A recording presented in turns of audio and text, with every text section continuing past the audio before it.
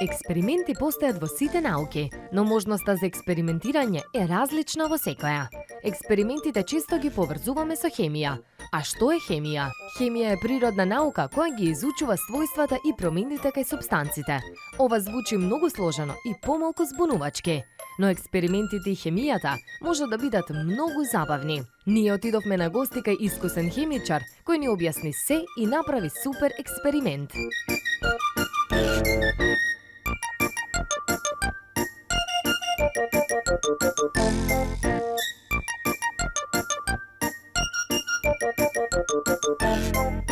Здраво, јас сум Марко и сум во лабораторија. Професора, кажи ми што е експеримент? Па, наједноставно речено, хемиски експеримент е една практична работа или опит кој се одвива во една хемиска лабораторија од страна на стручни лица. Нормално, за да се одвива еден ваков експеримент, потребна е посебна опрема, значи услови, а исто така мора да се води сметка за заштита на луѓето кои го изведуваат самиот експеримент.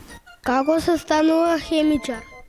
Како се станува хемичар? Па како и за секоја професија потребно е да од мали нозе, да речеме ученикот, детето, пројави интерес за хемијата, односно за хемиските експерименти.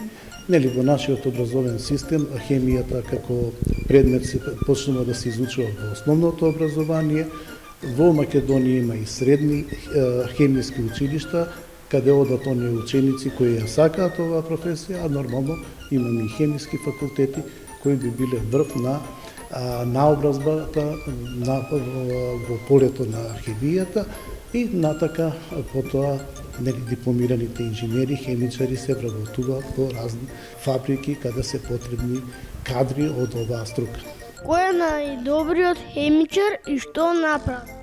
Па вака, многу е тешко да се каже, мислам дека и невозможно да се каже, бидејќи низ вековите има многу хемичари кои со својата работа и со своите експерименти допринеле за развој на човештвото. Така да многу е тешко да се издвои еден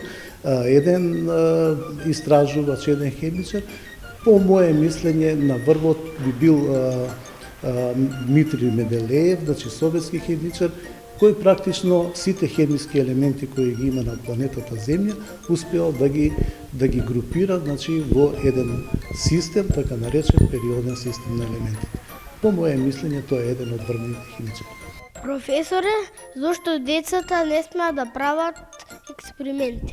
И хемиските експерименти се одвиваат во посебни услови, пред се со цел да се заштитат луѓето, односно инженерите, техничарите, па и студентите кои се бават со таквото експериментирање. Така, например, еве и овдека се наоѓаме во хемиската лабораторија, една од лабораториите на Технолошко-металуршкиот факултет, и каде постојат посебни услови за заштита.